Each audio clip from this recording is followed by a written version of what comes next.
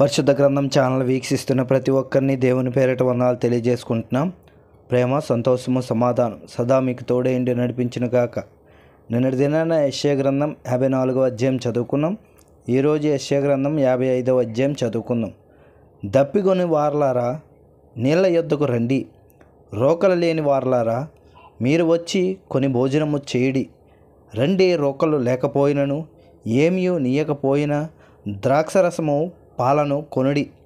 ఆహారము కాని దాని కొరకు మీరేలా రోకలిచ్చెదరు? సంతుష్టి కలగజేయని దాని కొరకు మీ కష్టార్జితమును ఎందుకు వ్యాయపరిచెదరు? నా మాట జాగ్రత్తగా ఆలకించి మంచి పదార్థము భుజించుడి. మీ ప్రాణము సారమైన దాని యందు సుఖింపనీయుడి. చెవియొగ్గి నా యొద్దకు రండి, మీరు వినిన ఎడల మీరు బ్రతుకుదురు. నేను మీతో నిత్య నిబంధన చేసేదను.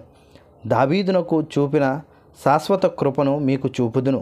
ఇదిగో, జనములకు సాక్షిగా అతనిని నియమించితిని, జనములకు రాజుగాను అధిపతిగాను అతని నియమించితిని. నీవెరగని జనులను నీవు పిలిచెదవు. నిన్నెరగని జనులు యెహోవా నిన్ను మహిమపరచుగా చూచి నీ దేవుడైన యెహోవాను బట్టి, ఇశ్రాయేలు పరిశుద్ధ దేవుని బట్టి నీ యొద్దకు పరిగెత్తి వచ్చెదరు. యెహోవా మీకు దొరుకు కాలమునందు ఆయనను వెతుకుడి. ఆయన సమీపంలో ఉండగా ఆయనను వేడుకొనుడి. భక్తిహీనులు తమ మార్గమును విడవవలెను, దుష్టులు తమ తలంపులను మానవలెను. వారు యెహోవా వైపు తిరిగిన ఎడల ఆయన వారి యందు జాలిపడును.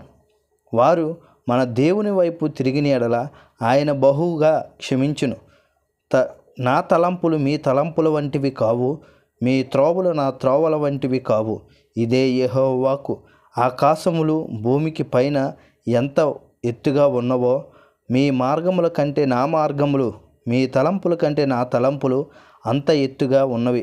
వర్షమును హిమమును ఆకాశము నుండి వచ్చి అక్కడికి ఎలాగా మరలక భూమిని తడిపి విత్తువానికి విత్తనమును భుజించువానికి ఆహారమును కలుగుటకై అది చిగిర్చి వర్ధిల్లినట్లు చేయునో, అలాగే నా నోట నుండి వచ్చుచు వచనమును ఉండును.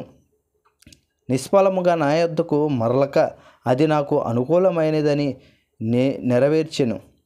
నేను పంపిన కార్యమును సఫలము చేయును.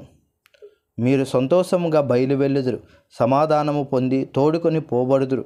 మీ ఎదుట పర్వతములు మెట్టెలు సంగీతనాదము చేయును. పొలములోని చెట్లన్నీ చప్పట్లు కొట్టును.